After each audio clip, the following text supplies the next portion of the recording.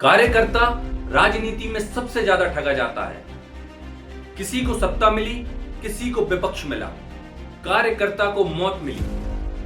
बंगाल चुनाव रिजल्ट आने के बाद बंगाल में 6 हत्याएं हो चुकी हैं। इसमें बीजेपी कार्यकर्ता और टीएमसी दोनों पार्टी के कार्यकर्ता शामिल हैं। क्या पश्चिम बंगाल अब लोकतंत्र से ज्यादा खूनी राजनीति का मैदान बनता जा रहा है?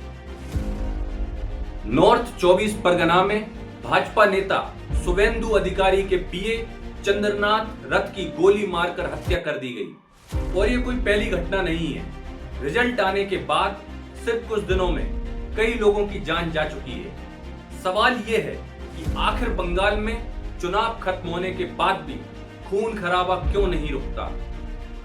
कभी भाजपा कार्यकर्ता मारे जाते हैं, कभी टीएमसी कार्यकर्ता के मारे जाने की खबर आती है, लेकिन हर बार मरता एक सामान्य कार्यकर्ता है, एक आम इंसान, एक परिवार का बेटा, एक पिता, एक कार्यकर्ता जो राजनीति के नाम पर हिंसा की आग में झोंक दिया जाता है।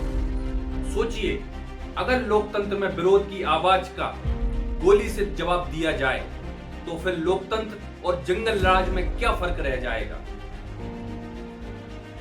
बंगाल की राजनीति में हिंसा कोई नई बात नहीं है। चाहे वामपंथ का दौर हो या फिर टीएमसी और भाजपा की टक्कर, हर चुनाव के बाद लाशों की खबरें सामने आती हैं। और सबसे दुखद बात यह है कि अब ये सब सामान्य लगने लगा है।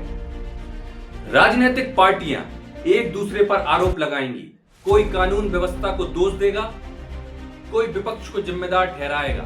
लेकिन असली सवाल यह है कि क्या सत्ता इतनी बड़ी हो चुकी है कि इंसानी जान की कीमत खत्म हो गई है? अगर एक राज्य में राजनीतिक मतभेद का अंत हत्या से होने लगे तो ये सिर्फ एक पार्टी या एक राज्य की समस्या नहीं रहती, ये पूरे लोकतंत्र के लिए खतरे की घंटी बन जाती है। जनता को तय करना होगा कि उन्हें विकास की राजनीति चाहिए या फिर डर, बदले और खून की राजनीति। क्योंकि लोकतंत्र बैलेट से चलता है, बुलेट से नहीं।